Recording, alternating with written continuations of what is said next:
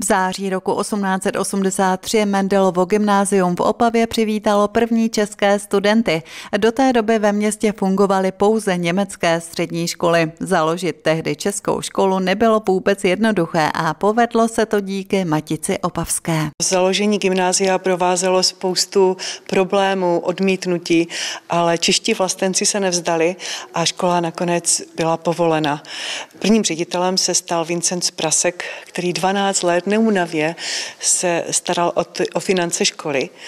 A díky němu se škola stala v roce 1899 státním císařsko-královským gymnáziem. V roce 1992 se naše škola přihlásila k odkazu Johanna Gregora Mendela, který v Opavě 6 let studoval od roku 1834 a kterého považujeme jako jednoho z nejvýznamnějších studentů nejenom gymnázia, ale celé Opavy. Dnes by školu, která prošla celkovou modernizací, zřejmě ani nepoznal. Škola je modernizovaná, prošla celkovou rekonstrukcí, máme vyměněná okna, je zateplená, rekonstrukce elektřiny, konektivita, laboratoře, máme vbudovanou novou studovnu pro studenty a také relaxační místnost pro učitele. 140 let Mendelovo gymnázium oslavilo setkáním v kině Mír a otevřenou školou. Že by konečně český jazyk mohl znít ve třídách.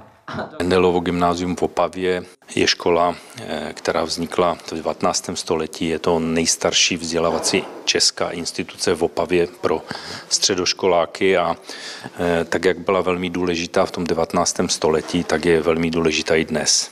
Moravskoslezský kraj zřizuje 80 středních škol a máme srovnání a skutečně svou kvalitou patří mezi špičku středních škol v Moravskoslezském kraji a tu kvalitu dává kvalita žáků, kteří navštěvují tuto školu, ale také kvalita pedagogického sboru a ředitelství této školy. Mendelovo gymnázium bude vždycky pro Opavu takový ten symbol vzdělanosti, té nejvyšší vzdělanosti, protože vždycky tady byla vysoká prestiž. Je to ta špička v tom opavském vzdělávacím systému. A samozřejmě my jako město a jako základní školství máme základní úkol připravit co nejlépe žáky pro to studium na tom Mendelově gymnáziu.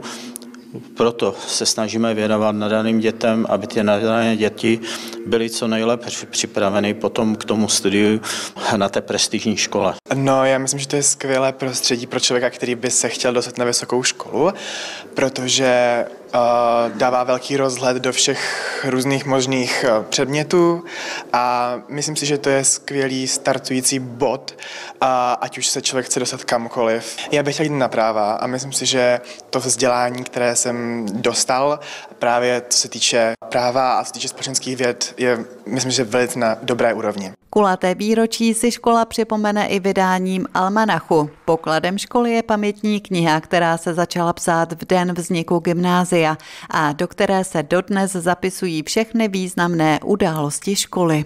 Dnešní den bude zapsán, ale protože se už její stránky tenčí, tak máme připravenou už novou knihu, do které budeme zapisovat, až popíšeme tady tuto kroniku. Pamětní kniha se v roce 1938, tedy v době německé okupace, ztratila. Naštěstí se našla na smetišti a v roce 1945 se vrátila zpátky do školy.